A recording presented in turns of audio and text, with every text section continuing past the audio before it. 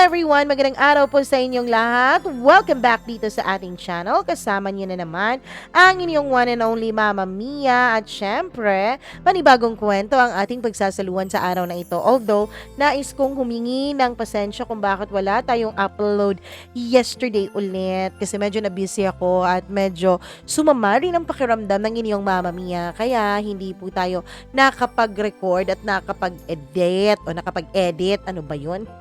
Anyways, nako, bago ang lahat, nais ko munang mag-thank you sa inyo. Maraming salamat po sa inyong pagtitiwala at pagmamahal dito sa ating channel, lalong-lalo na sa mga bago nating subscribers at sa mga dati pa nating subscribers na hanggang ngayon ay nandito pa rin at hindi pa rin tayo iniiwan.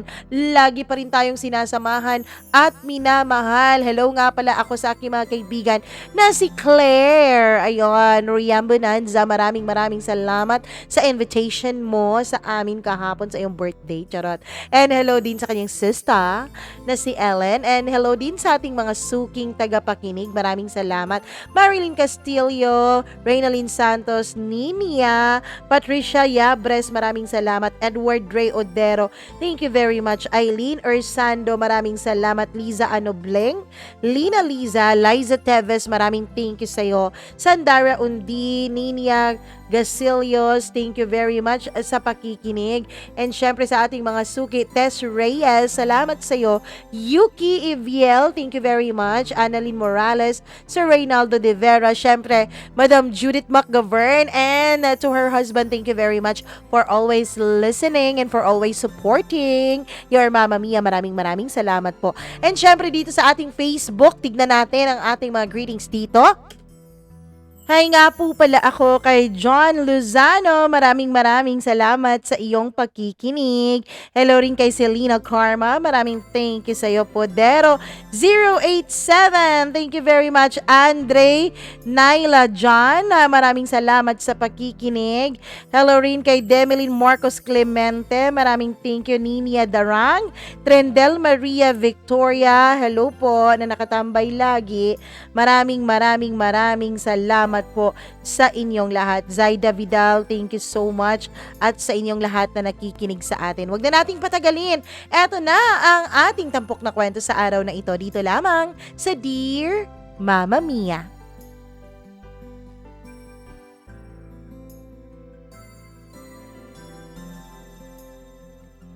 Bakit?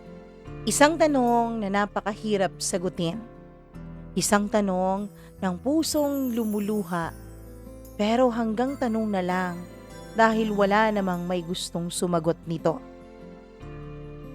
Dear Mama Mia, magandang araw sa inyong lahat. Ako po si Kylie. Hindi ko po tunay na pangalan. Taga-Sultan Kudarat po ako.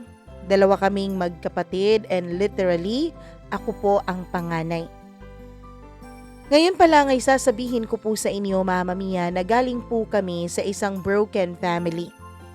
Ang aking ama ay iniwanan kami nung 2 years old pa lamang ako at 10 months old pa lamang ang kapatid ko. Ang papa ko ay taga Luzon. Nagkakilala silang dalawa ni Mama mula nung umuwi ang mama ko galing abroad dahil dun po siya nakatira sa Maynila at kapitbahay lang nila noon si Papa. Doon din ako ipinagbuntis ni Mama bago sila umuwi dito sa Sultan Kudarat. Ayon sa aking nakita at ayon na rin sa mga sinabi ng mama ko sa akin, ay okay naman daw ang pagsasama nilang dalawa ng papa ko. Responsable naman ang papa ko at mahal na mahal daw ako nito nung baby pa ako. Then dumating ang time na nabuntis ulit si Mama, yun na nga ay sa bunso kong kapatid. At nung nag 10 months old pa lamang ang kapatid ko, Mama Mia, ay nagdesisyon ang mama ko na pauwiin si Papa sa Maynila. Para raw maghanap ito ng trabaho para naman makapag-provide sa mga pangangailangan namin at lalong-lalo na mga pangangailangan ng kapatid ko. Ipinanganak kasing may sakit ang kapatid ko. Asthmatic po siya, Mama Mia. Kaya nga, malaking gastusin po mula nung ipinanganak siya dahil labas-masok po siya sa ospital. Do'n nga po nakapagdesisyon ng mama ko na papuntahin ulit ng Maynila si Papa para do'n magkapaghanap ng trabaho. Then dumating ang time na kahit ayaw ng papa ko, ay umuwi nga ito sa Maynila. Dala na rin ng matinding pangangailangan. At do'n na nga nag-umpisang masira ang aming pamilya. Lumipas ang 1 linggo, naging 1 buwan, naging 1 taon na wala ng paramdam si Papa sa amin. May nakapagbalita kay Mama na nag-asawa na raw ang Papa ko dun sa Maynila. Kaya naman kahit na nung mga panahon na yon ay nangangailangan pa rin kami ng ina, ay walang nagawa ang mama ko. Kailangan niyang tumayo sa kanyang mga paa para mabuhay niya kaming 2 magkapatid. Kung saan-saan na lang naghanap ng trabaho noon ang mama ko. Nakatira pa kami noon sa Jensen at naaalala ko, Mama Mia, na ikinakandado pa ni Mama ang bahay namin para masigurong hindi kami makalabas na magkapatid dahil magtatrabaho siya sa palengke. Come to think of it, ngayon na naaalala ko yon ay napakadelikado pala ng ginawa ni Mama. Paano pala pag may emergency o magkasunog? Siguradong mamamatay kaming 2 ng kapatid ko sa loob. Naalala ko pa noon ang dami-dami naming pagkain. Araw-araw may bitbit ang mama ko na Jollibee na para bang hindi kami naghihirap. Nung bata pa kami, hindi po importante sa amin kung saan kumukuha ang mama ko ng pera. Ang iniisip lang namin, lalo na ako, ay may masarap na pagkain at ang sarap-sarap ng Jollibee. Yun ang importante sa akin noon, na may bitbit ang mama ko na pasalubong para sa amin ng kapatid ko. Kaya naman nasanay na rin naman ako noon, Mama Mia, na nasa loob lang kami ng bahay at nakakandado sa tuwing aalis ang mama. Ayos lang yun, kasi pag uwi naman ng mama, may bitbit siyang Jollibee. Hanggang sa lumipas ang maraming taon. Nagdesisyon ng mama ko na uuwi kami ulit sa Sultan Kudarat. At dahil bata pa kami noon, Mama Mia, syempre, wala pa kami sa tamang pag-iisip na magtanong kung bakit uuwi kami. Wala pang mga ganong usapan, basta sumasabay lang kami sa agos ng buhay. Sumusunod lang kami sa kagustuhan ni Mama. Gustong-gusto ko rin namang umuwi ng probinsya o ng Sultan Kudarat dahil nandun din ang lola ko, si Mama La. At ang ikinabubuhay doon, Mama Mia, ay pagsasaka. Meron pong 1 ektaryang lupain ng lola ko na sigurado akong si Mama naman ang magmamana. Palayan po iyon. Yun po ang ipinangbubuhay niya sa amin. Pinapamintain niya lang sa kanyang mga kakilalang magsasaka. Elementary days, masasabi ko namang matalino ako pero hindi ko po sineseryoso masyado ang pag-aaral. Ewan ko kung bakit. Sa mura kong edad noon ay nakakaramdam na ako na para bang may kulang. Hindi ko maintindihan, Mama Mia, at hindi ko magawang itanong sa sarili ko kung ano ba talaga ang kulang sa pagkatao ko. Parang may missing piece, ganun. I think grade 3 ako, Mama Mia, nung halos wala na kaming kainin dahil nagka-El Nino pa nung mga panahon na yon. Sa sobrang hirap ng buhay ay nagdesisyon si Mama na isangla muna ang kaniyang palayan. At doon na nga nag-umpisa ang mahirap naming pamumuhay.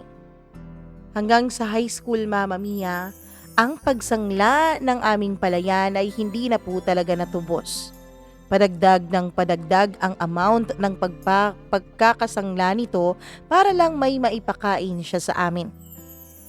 Noon, kapag pumapasok ako sa school, minsan ay naiinggit talaga ako, lalo na kapag may nakikita akong mga estudyante na hinahatid ng kanilang papa at nakamotor pa sila. Kaya dali-dali agad akong papasok noon sa loob ng classroom para mapigilan ang sobrang inggit na aking nararamdaman. Mama Mia, kino-compare ko rin ang damit ko, ang sandals ko, pati na rin ang bags ko sa mga classmates ko. Kasi nakikita ko pong bago ang mga gamit nila. Samantalang ako ay hindi, lumang-luma na. Mama Mia, doon ko po talaga naramdaman ng sobrang inggit. Yun bang makakaramdam ka na parang may star sa mga mata mo kapag nakikita mo ang mga bago nilang damit? Pero kapag tinitignan mo naman ang sarili mo na wala ka noon, ay maiiyak ka na lang. Naisip ko pa nga noon, Mama Mia, siguro nga iniwanan kami ni Papa, siguro hindi ganito ang itsura ko. Siguro nga kung hindi niya kami iniwanan, siguro meron rin kaming mga bagong damit at mga bagong gamit. May mga makakain kaming masasarap, may bagong dress at sandals na laging nasusuot. Sa totoo lang, sumasakit talaga ang puso ko kapag nagkakaroon ng Christmas party sa school at kapag oras na ng kainan. Mama Mia, hindi na lang po talaga ako pumapasok kapag party pa. Doon na ako pumapasok sa classroom kapag nag-umpisa na pong kumain ng lahat. At kapag tapos na yon, dali-dali na akong lumabas dahil naiinggit nga ako. Lalo na kapag exchange gift. Wala naman ako maiambag para mayroon akong regalo pang exchange gift. Wala pong ganoon. Kaya naman, pagkain lang talaga ang pinupunta ko doon sa party. O minsan, sumisilip ako at nakikita kong enjoy na enjoy ang mga kaklase ko. Tumutulo na naman ang mga luha sa mga mata ko. High school ako, Mama Mia, nung nasabi kong matalino nga talaga ako. Dahil wala naman sa isip ko noon na makipag-compete sa school. Lumaki ako na masasabi kong independent ako, Mama Mia. Maging sa mga assignments ko, hindi po ako tinuturuan ng mama ko.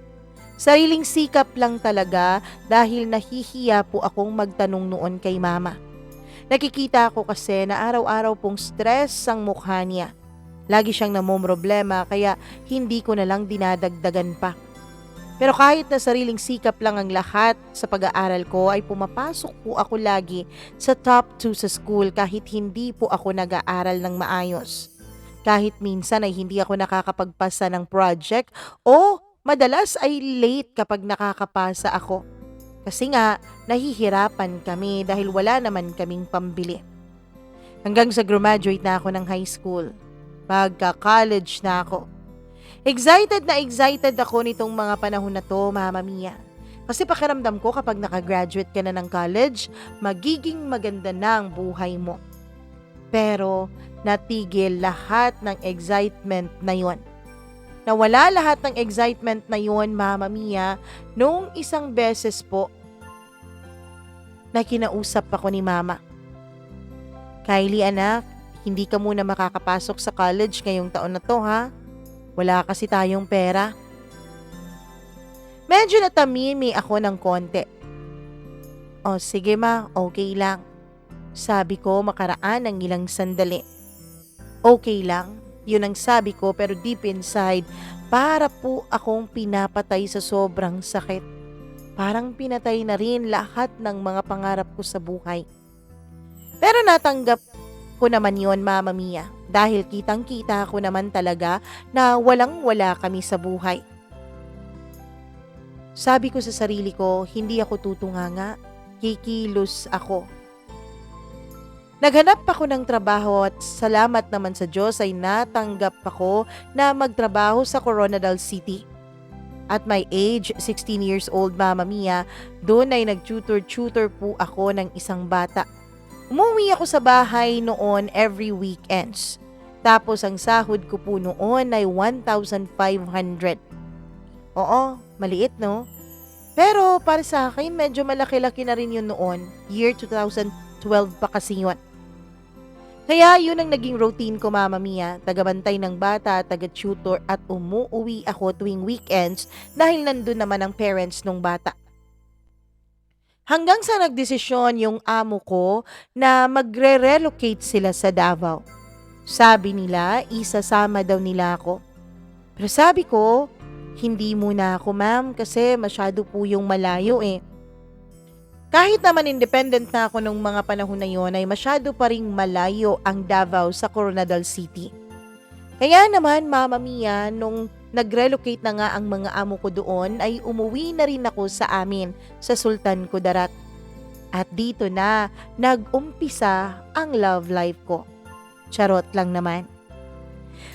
2012 ay naging dakilang tambay ako sa bahay.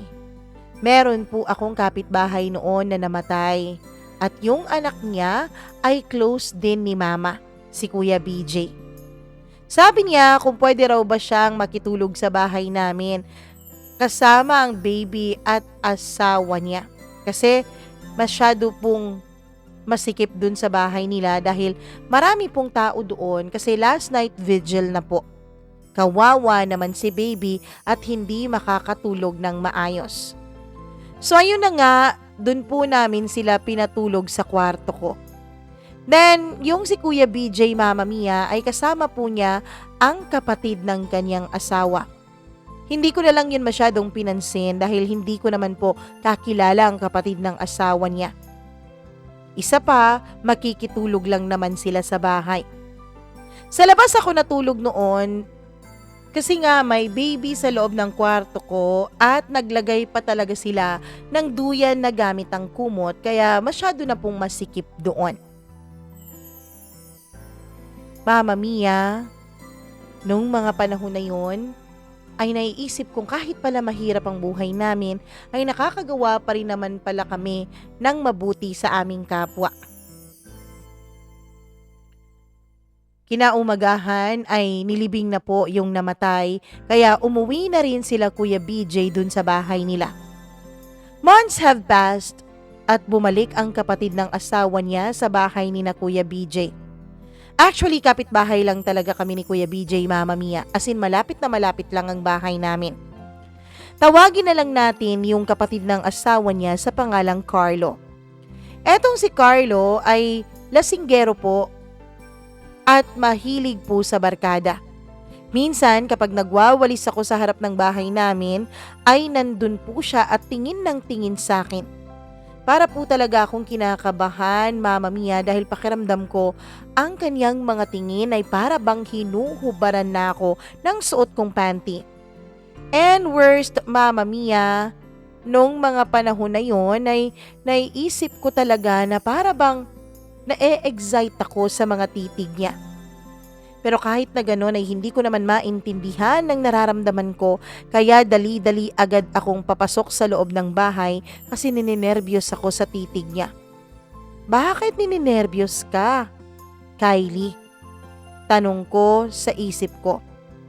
Siguro dahil kakaiba ang ginagawa niyang pagtitig sa akin at nung mga panahon na yon ay buo pa po ang pagkababae ko. Yes, proud na proud kong masasabi na graduate ako ng high school na never been touched and never been kissed. One time, Mama Mia, pumunta sa bahay si Kuya TJ. Si Kuya BJ. Kylie, hihingin daw ng kapatid ni ate mo yung number mo. Sabi ni Kuya BJ na ang tinuturing niyang ate ko ay ang kanyang asawa. Ano po? Bakit po? Tanong ko. Medyo kinabahan ako nung mga panahon na yon. Gusto kong tumakbo paloob sa bahay dahil nakita ko na naman ang kapatid ng asawa ni Kuya BJ na si Carlo. Napa-sign of the cross talaga ako noon ng sekreto at tinawag ko ang pangalan ng Diyos. Mama Mia, ewan ko, nakakatawa po bang isipin na imbis na kiligin dahil hiningi niya ang number ko ay natakot patuloy ako? Grabe kasi talaga siyang makatitig sa akin eh. Grabe ang titig niya. Tapos ang gusto lang pala niya ay hingi ng number ko. Inisip ko noon na baka may pinaplano siyang masama sa akin. Kaya ayun, dahil tumatakbo nga ako palayo sa kanya, kaya siguro si Kuya BJ na ang pumunta sa bahay para humingi ng number ko. Ako naman ay todo tago noon sa loob ng bahay. Sakto naman, Mama Mia, na pauwi na rin noon ang mama ko kaya hindi talaga nahingi ni Carlo ang number ko. Hanggang sa umuwi na nga si Carlo sa kanila at hindi na siya nakapunta doon sa bahay ni na Kuya BJ. Si Kuya BJ naman, Mama Mia, ay lagi pa rin niyang hinihingi ang number ko. Kasi nga, gusto nga raw talagang makuha ni Carlo ang aking cellphone number. Sabi niya, mabait naman daw iyong si Carlo. Kahit san kami magkita ni Kuya BJ, ay lagi niyang ibinibida si Carlo sa akin. Minsan itong si Kuya BJ may masasabi kong abnormal din ang dating. Para bang tumutulay siya sa aming dalawa ni Carlo. Hindi ko pa rin binibigay ang number ko at tanging ngiti lamang ang ibinibigay at isinusukli ko kay Kuya BJ sa tuwing hinihingi niya ang number ko. Hanggang sa bumalik na rin si Carlo dito sa amin. Hanggang sa tuluyan na siyang nagkaroon ng lakas ng loob na kausapin ako. Kasi sinabi ko noon kay Kuya BJ, napaka-cringe naman o siguro baka siya lang talaga ang humihingi ng number ko at hindi si Carlo. Sinabi ko na kung talagang interesado si Carlo sa number ko, siya dapat ang mag-effort nito at huwag niyang ipasa sa ibang tao. So yun nga siguro ang dahilan kung bakit sa wakas ay pinansin na ako ni Carlo. At first, Mama Mia, aaminin kong nag-hesitate talaga ako dahil kinakabahan nga ako at takot nga ako sa kanya. Hi Kylie, bakit parang hindi mo ako pinapansin? Alam mo ba na lagi kitang ibinibida kina Kuya BJ? Na ang ganda mo at crush kita, pero hindi mo naman ako pinapansin. Ewan ko kung saan kumukuha ng lakas ng loob ang lalaking ito ngayon. Hindi naman ito dati ganito eh. Siguro nakainom, sabi ko sa isip ko. Para akong tuta noon na nakayuko lamang. Pangit ba ako, Kylie? That time, may bigla na lang napaangat ang tingin ko at napatitig sa kanya. At titig na titig rin naman siya sa akin. Ewan ko, Mama Mia, wala akong masabi sa kanya noon. Imbis na naiirita ako sa kanya, ay medyo naawa tuloy ako sa kanya nung mga panahon na yon. Kaya naman, napilitan po akong sumagot. Natatakot lang kasi ako eh. Kasi hindi ako sanay sa ganito. Biglang nanlaki ang mga mata niya nung nasabi ko ang salitang takot. Bakit ka naman matatakot sa akin? Kasi hindi ko pa rin siya masagot-sagot at halos natatawa na ako noon sa aming dalawa. Sino ba kasing hindi matatakot sa'yo? Kung titigan mo ko para mo na akong hinuhubaran at parang binababa mo na ang panty ko. Mama Mia, may pagkaprangka din po ako minsan kaya itong bibig ko ay wala rin talagang preno. Nasabi ko tuloy sa kanya yung naiisip ko. Siya naman ay biglang humagalpak ng tawa. At doon ko na-realize na gwapo din pala itong si Carlo, lalo na kapag ngumingiti. Okay, sige na, sorry na. Di na mauulit ang ganon. Kaya ayon, naging kampante ako unti-unti kay Carlo. Lagi na kaming nag-uusap kapag nagkikita kaming dalawa. Minsan kapag nagwawalis ako sa labas ng bahay namin, ay lumalapit ito at nakikipagkwentuhan. Inaabot tuloy ako ng tanghali at ng matinding sikat ng araw kapag nagwawalis ako dahil nga sa hindi namin namamalaya ng oras kapag nag-uusap kaming dalawa ni Carlo. Hanggang sa tuluyan ko na ring ibinigay ang cellphone number ko sa kanya, Mama Mia. Siya rin po ang naglo-load sa akin noon. Hindi kasi ako mahilig mag-load noon dahil wala rin naman akong budget.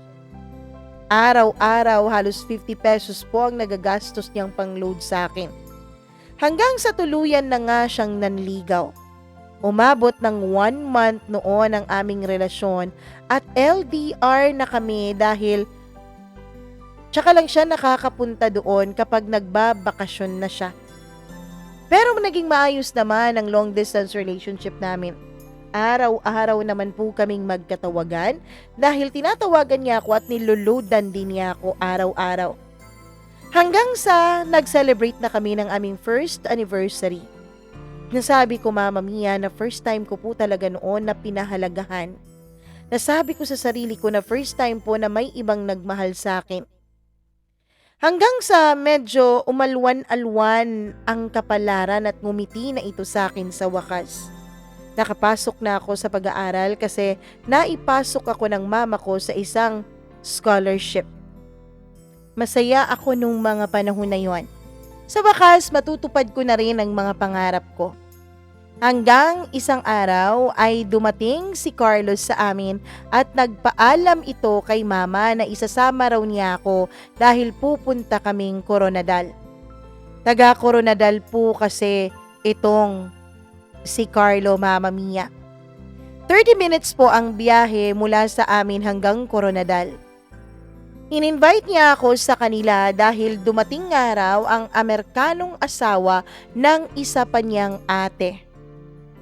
Kaya ayon, pumunta kami dahil pumayag naman ang mama ko at maayos naman pong nagpaalam si Carlo. At dahil nga Amerikano, Mama Mia, at may celebration, hindi talaga nawawala ang inuman.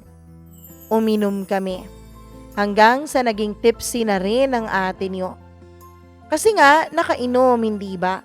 At hindi naman po ako sanay na uminom ng mga hard na inumin. Mate, sabi niya, dahil yun po ang amin pong tawagan dalawa. Ayoko po kasi talaga na may tawagan na nakaka-cringe tulad ng love, honey, mahal, babe o kung ano pa man.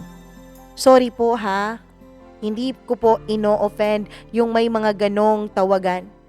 Ang akin lang po talaga ay hindi ako komportable sa ganon. At dahil nga schoolmate naman kami mula nung first year high school at doon ko palang nalaman nung niligawan na niya ako, ay pumayag na rin siya at ako sa tawagan naming mate. Mate, alam mo, 1 year na kitang gustong masolo eh. May pupuntahan tayo, mate. Ako naman, wala sa sarili akong tumango noon. Siguro nga dahil tipsy na rin ako at tinatamaan na rin ako nung alak na ininom namin. Habang naglalakad kami, Mama Mia, ay nagulat na lamang ako dahil pumasok kami sa malapit na hotel doon. Motel pala. Doon kasi kami nag-inuman sa isang sikat na restaurant doon na may malapit na motel. Tapos Mama Mia, hawak-hawak niya lang ang kamay ko na pumunta sa may reception area. Hanggang sa may kinuha siyang susi at hinila na niya ako hanggang sa nakapasok na nga kami sa loob ng motel room. Mama Mia, gulat na gulat naman ako nung pagkabukas pa lamang ng pintuan ng hotel o motel room na yon ay agad na niya akong sinunggaban ng maiinit na halik. Warning lang po sa mga may batang kasama dyan. Ang susunod na bahagi na iyong maririnig po ay rated SPG. Medyo may pagka-SPG. Kaya sana patnubayan nyo ang mga anak ninyo. Mama Mia, sabi nga nila, if a father is a cheater, his daughter will suffer. Naniniwala po ba kayo niyan? Hindi ko po alam, Mama Mia. Anyways, ayun na nga. Patuloy ang paghalik ng madidiin sa akin ni Carlo. Ako naman nung mga panahon na yon ay gulat na gulat pero sarap naman ako sa mga halik niya. Never pa po akong nahalikan ng ganun katindi. Hindi naman po sa hindi pa kami naghalikan dati ni Carlo. Meron naman pero hindi po ganun katindi. Eto po, sobrang tindi. Na halos lahat ata ng mouth muscles namin, including the tongue, ay nagsasayawan na at magka-partner sa isa't isa. Pero para po akong nastatwa nung mga panahon na yon. Ang naiisip ko noon, Mama Mia, paano ba ang humalik ng tulad nito kasarap hindi po ako marunong? Tapos habang hinahalikan niya ako at kinikumuyos niya ako ng halik ay kung saan-saan na nakakalanding ang kanyang mga kamay. Sa dibdib ko, sa likuran ko, tapos ibabalik niya sa ulo ko, sa leeg ko. Ewan ko, parang aligaga ang mga kamay niya nung mga panahon. hanggang sa umabot na nga ito sa pinakamaselang bahagi ng aking pagkababae. Habang ginagawa niya yun, Mama Mia, ay naramdaman ko na para bang siya ito ang nasasarapan. Hindi niya napigilang umungol ng umungol. Ako naman nung mga panahon na yun ay nagulat at nagtaka kung bakit habang ginagawa niya yun sa katawan ko ay papikit-pikit pa siya. Samantalang ako nung mga panahon na yun, Mama Mia, ay bukas na bukas ang mga mata ko at hindi ko alam kung ano ang susunod kong gagawin. Medyo na-curious po ako. Nung mga panahon na yun, habang pikit na pikit ang mga mata niya ay mulat naman ako. At nung nakita kong iminulat niya ang mga mata niya, ay tsaka ko naman diniinan ng pagpikit ang mga mata ko. Nagulat siguro siya kung bakit para akong tuod at hindi man lang nagre-response sa kanyang mga halik. Okay ka lang? Tanong niya. Okay lang. Sabi ko, Mama Mia. Para pong hindi ko po alam nung mga panahon na yon kung bakit ako nandun sa lugar na yon. Wait lang, Carlo ha? Iihi muna ako. Pero siya, Mama Mia, parang walang narinig. Parang wala siyang planong bitawan ako dahil agad niya akong niyakap ng pagkahigpit-higpit at hinalikan na naman ako ng sobrang lalim. As in, siya lang ang lumapastangan sa labi ko ng ganon. Yung kamay niya ay nakayakap pa rin sa likuran ko, yung isa. Habang yung isa naman ay bumaba ulit sa maselang bahagi ng katawan ko. Sa labas pa lang naman siya ng pantalon at hindi pa lang naman nakakapasok sa loob. Medyo nung mga panahon na yon ay may kasikipan po ang pantalon na suot ko. Pero ewan ko ba kahit na nasa labas pa lang naman ang mga palad niya ay naramdaman na agad ito ng pagkababae ko. Okay, sige. Dalian mo sabi niya matapos niya akong halikan at binitawan para makapasok na sa loob ng CR. Ako naman ay dali-dali ring pumasok sa CR. Paghubad ko ng suot kong pantalon, akala ko, Mama Mia, ay naiihi na ako. Kasi nga, naramdaman ko noon na medyo nabasa na rin ang panty ko. As in wet talaga. In my mind, hindi naman pala ako naiihi. Bakit ganito? Kaya ang ginawa ko na lang ay nilinisan ko na lang ang sarili ko at nagulat ako kung bakit may malagkit na likido doon. Tapos out of curiosity, Mama Mia, naisip ko kung ano kaya ang gagawin sa akin ni Carlo. Kasi baka mag-expect siya ng kung ano-ano at baka mag-expect rin ako ng kung ano sa kanya. Kung ano rin ang pumasok noon sa utak ko. Dali-dali kong kinuha ang cellphone ko, Mama Mia. At doon po ay nanood ako ng mga malalaswang video. Inisip ko po, Mama Mia, kung papaano ko po makikita o papaano ko po maipapakita sa kanya na hindi po ako walang silbi pagdating sa bagay na yon. Wala po kasi talaga akong alam, Mama Mia. Wala akong kaalam-alam kung ano ba talaga ang dapat kong gawin. Kaya naman nanood ako ng malalaswang video para kahit papaano ay may ganti rin naman ako kay Carlo sa kanyang ginagawa sa akin. Kaya ayun, nag-search ako kung papaano mag-bromance. Nung nag-play ang video, Mama Mia, ay nakita ko ang paghahalikan ng dalawang tao. Tapos nakita ko pa na ginagamitan nila ito ng kanilang mga dila. Nataranta ako, paano ba gagawin to? Nag-practice pa ako sa loob ng CR at pinalabas-labas ko pa ang dila ko. Hanggang sa pinas forward ko na ang video at nagka-idea na nga ako kung paano ba ang humalik. So ayun, akala ko yun lang yun. Akala ko hanggang dun lang yun kaya lumabas na ako ng CR. Paglabas ko ng CR, Mama Mia, ay nagulat ako dahil biglang hinila ni Carlo ang pantalon ko dun sa mismong may botones nito. Pagkatapos ay hinalikan niya ako ng sobra-sobra. Mas madiin pa ata kaysa sa naging halik niya sa akin kanina. Naisip ko, Mama Mia, yung pinanood ko doon sa cellphone ko kung paano ba ang makipaghalikan. Kaya yon, gumanti ako sa kanya. Napakasarap pala sa pakiramdam yung i-romance ka. Hinalikan niya ako sa leeg ko hanggang sa hinubad na niya ang pang-ibabaw kong suot. Tinanggal na rin niya ang strap ng bra ko na napakadali lang niyang ginawa. At nakita na rin niya ang mga coco melons ko. Hindi siya nakontento sa pagtingin doon, agad niyang pinagpala yun, Mama Mia.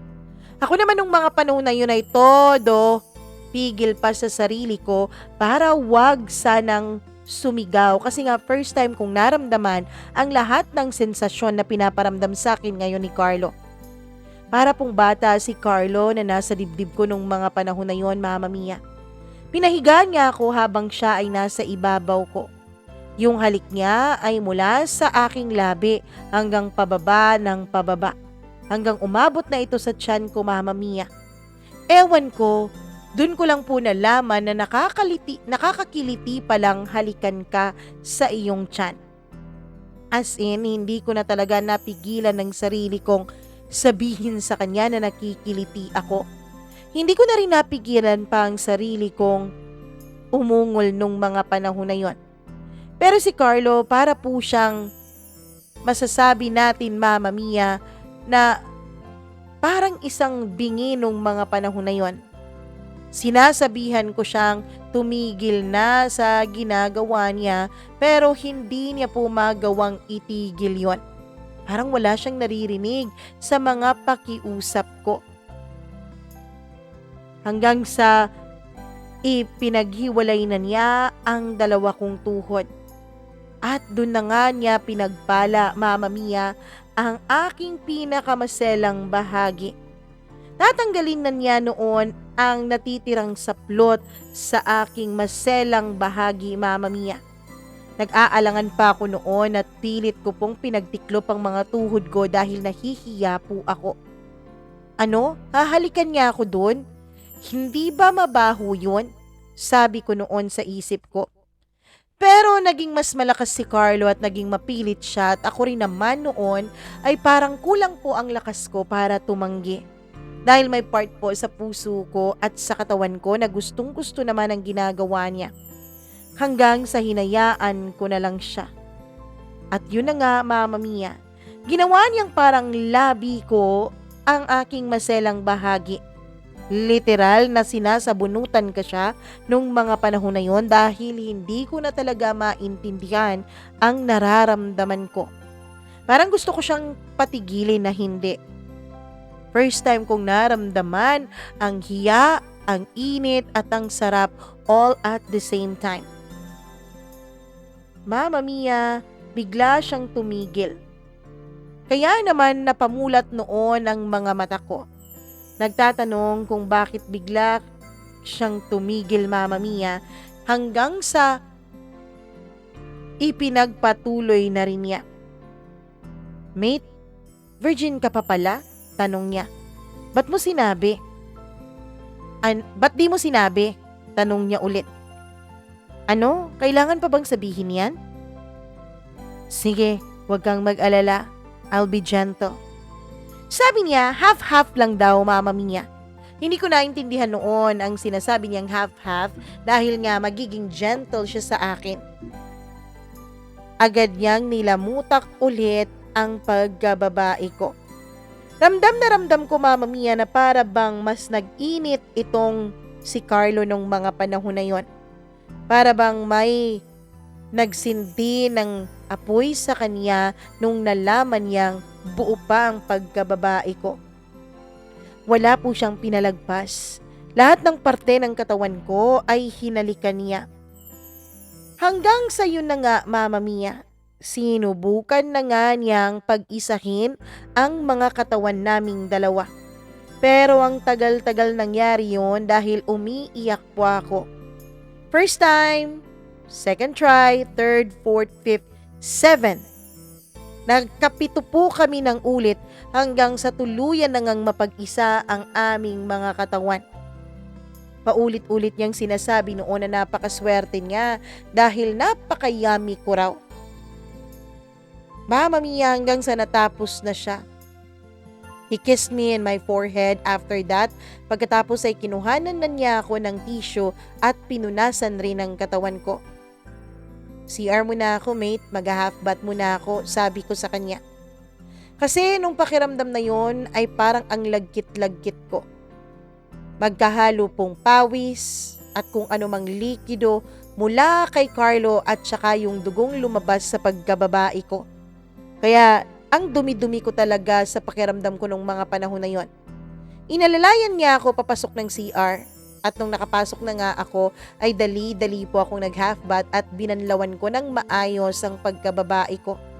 Pero ang hapdi-hapdi nung mga panahon na yun, Mama Mia, sobrang hapdi. Paglabas ko ay humiga ako sa bed. Nagpahinga kami sandali. Pero Mama Mia, hindi pa pala nakontento doon si Carlo.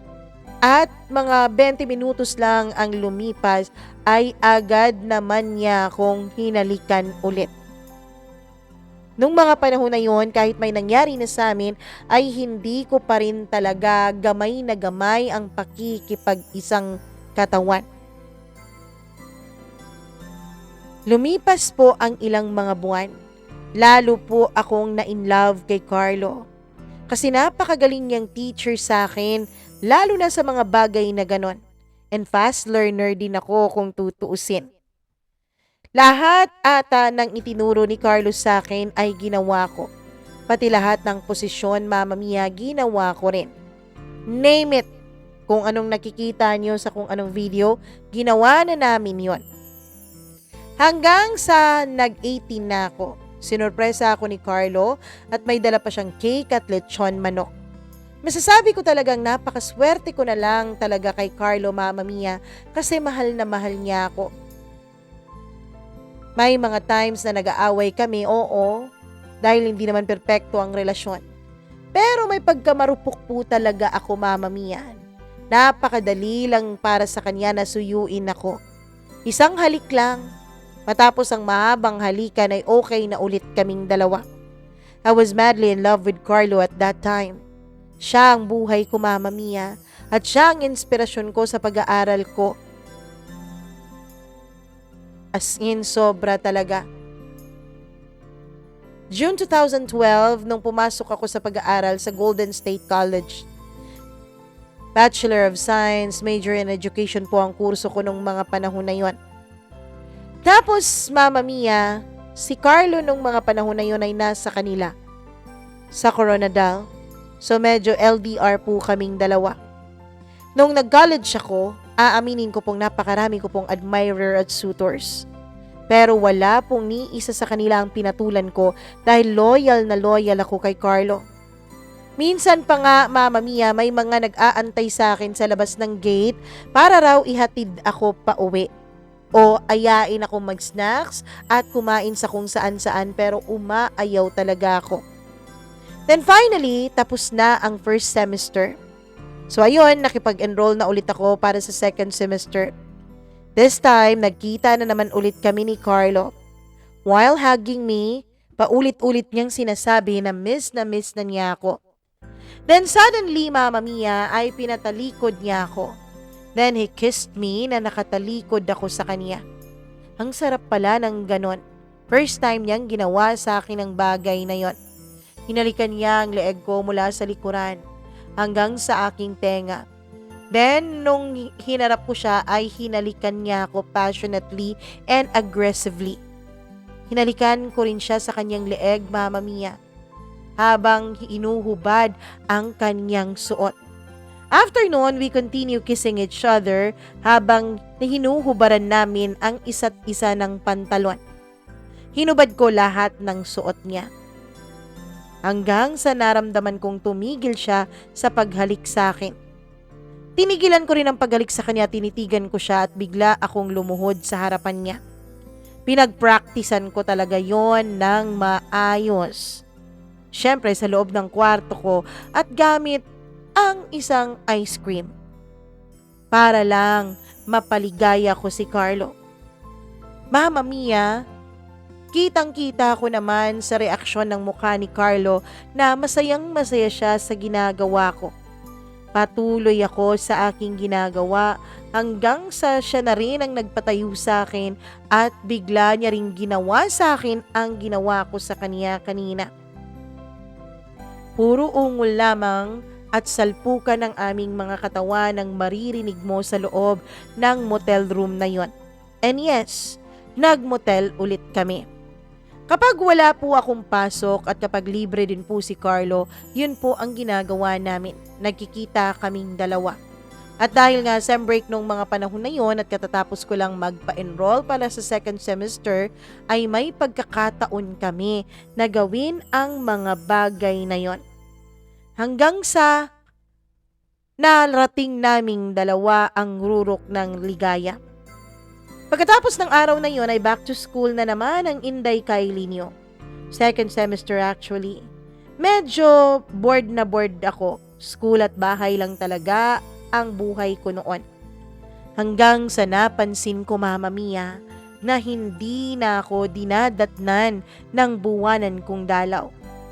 Tumawag ako kay Carlo at sinabi ko yun sa kanya. Tinanong niya ako kung sigurado raw ba ako at sabi ko oo. Mate, natatakot ako. Paano kung nagbunga ang lahat ng ginagawa natin? Sabi ko sa kanya. Okay lang yan, mate. Paninindigan ko yan. Kaya ayun, Mama Mia,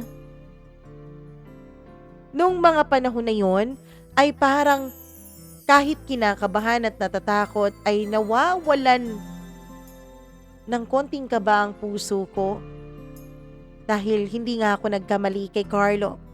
Aalagaan niya ako at hindi niya ako pababayaan. Sa sobrang takot ko ay kinuha niya ako literally. And dito na po nag-umpisa ang mas magagandang parte ng kwentong ito. Galit na galit ang mama ko. Halos isumpa niya ako at halos itakwil niya ako bilang anak niya.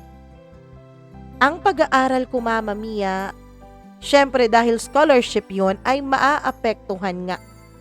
Yung mga relatives ko, yung lola ko ay kitang-kita ko ang matinding disappointment sa akin. Grabe ang iyak ko noon, Mama Mia.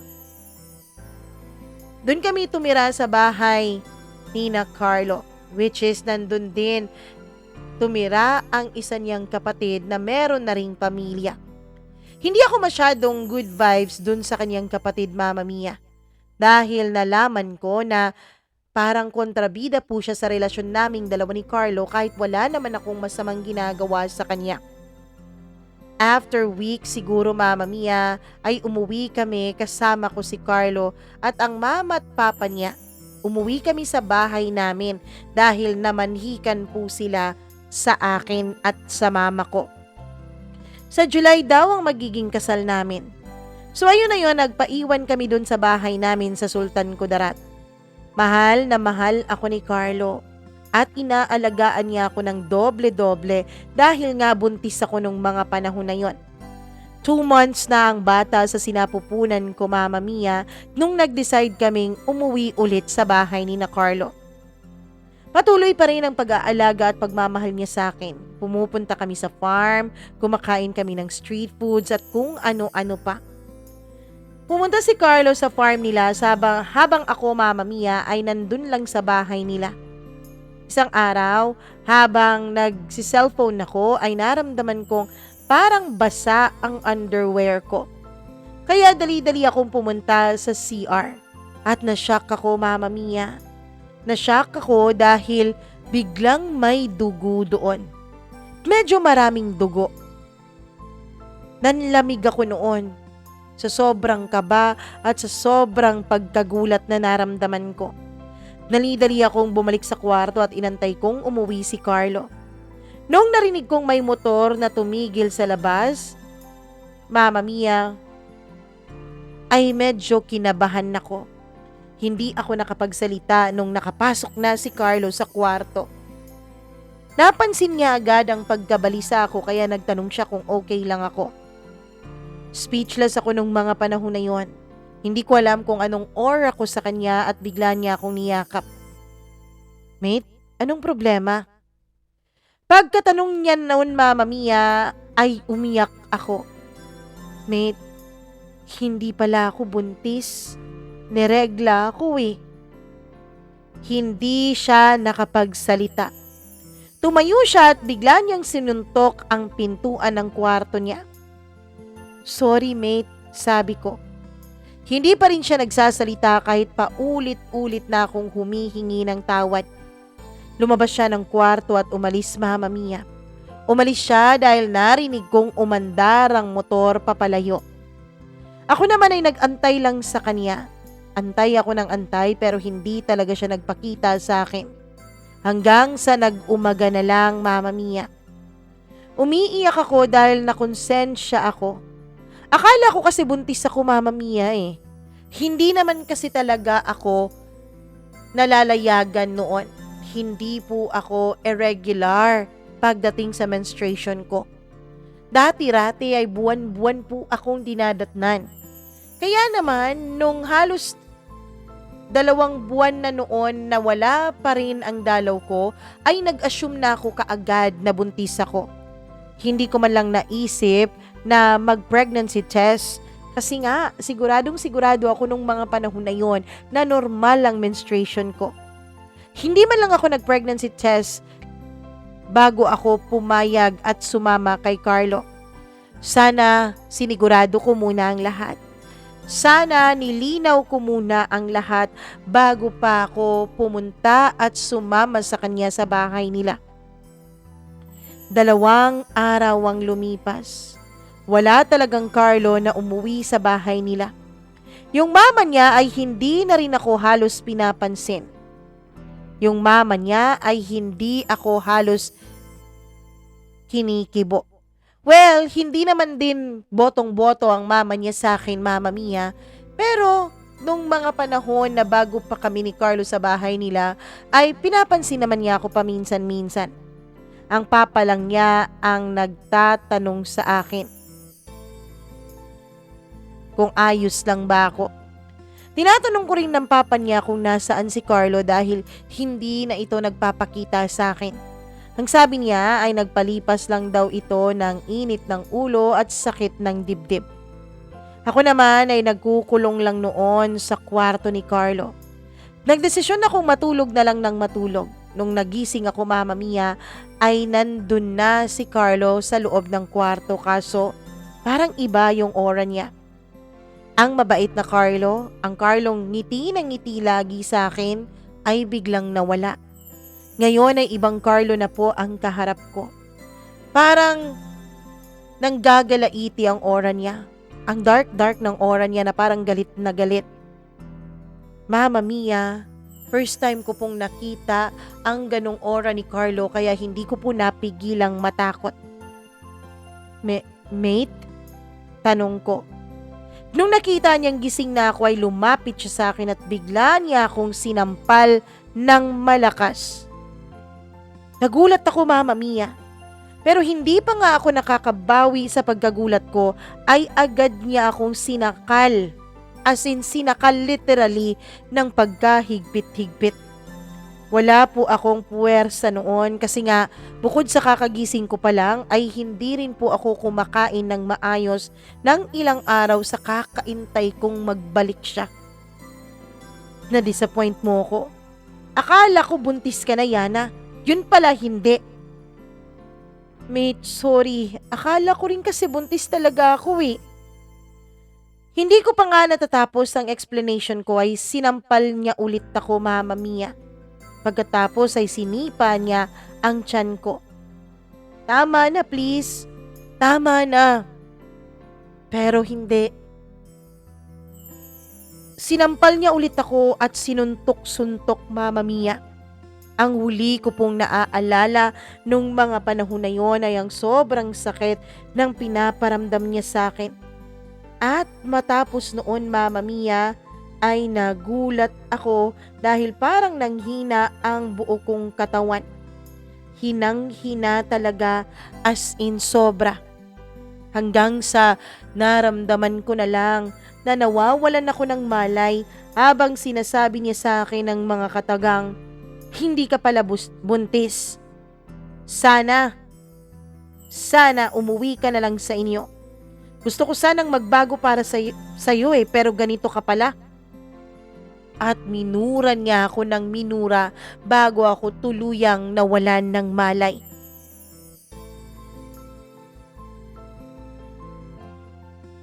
Ay, grabe naman itong si Carlo. May pagkasadista pala itong lalaking ito. Nako naman, bukas po tatapusin natin ang kwentong ito ni Yana. So, abang kayo bukas, okay? Huwag kayong mawawala. And syempre, kung meron po kayong mga advices o mga kuro-kuro, mga opinion tungkol sa kanyang kwento, huwag kayong mag-alinlangan na mag-comment down below. Ayun, sa inyong mga komentaryo. But please be gentle with your comments, okay? There are a lot of negativities and hatred in the world. So, wag na nating dagdagan. Okay ba yon? Anyways, nako, maraming salamat po sa inyong pagmamahal at sa patuloy ninyong pagsuporta kahit na maminsan-minsan pa rin tayong nakakapag-upload dito sa ating channel. Atin pong sisikapin na araw-araw tayong makapag-upload. Yan ang promise ko sa inyo. Maraming thank you. Ako pong muli ang inyong Mama Mia. Magandang araw sa inyong lahat. Enjoy the rest of your day. Paalam!